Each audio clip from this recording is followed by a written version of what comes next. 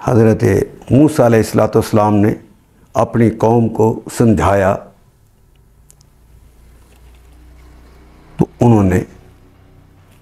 جب ملاقات کے لیے طور پر جانے لگے تو اپنے بھائی کو بھی ان کی نگرانی پر چھوڑ کر گئے، لیکن انہوں نے ان کے بھائی خود حضرت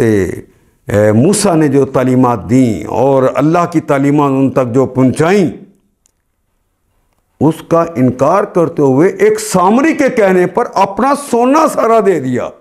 کہ لو ہمارا سونا لے لو، اس سے ہمیں بچڑا بنا کے دو۔ سونے سے تو لوگ بہت پیار کرتے ہیں، لیکن وہ جو دماغ میں بیٹھا ہوا تھا نا کہ کوئی ظاہری شکل و صورت والا رب ہونا چاہیے،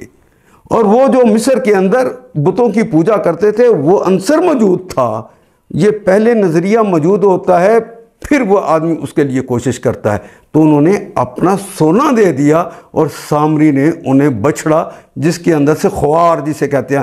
گائے کی آواز نکل رہی ہے، تو وہ بنا کر دی، انہوں نے اس کو سجدہ کر دی۔ ان کے مذہبی رہنماؤں نے تو ایسا کیا، ان کے کہنے پہ چل پڑے جو لوگ، کیا وہ صراط مستقیم رہا؟ جنہوں نے قارون کے کہنے پر اپنی زندگیوں کو گزارنا شروع کر دیا اور موسیٰ کا کہنا نہ مانا، کیا وہ صراط مستقیم پر رہے؟ انہوں نے مالی معاملات میں اس کی بات کو مان لی۔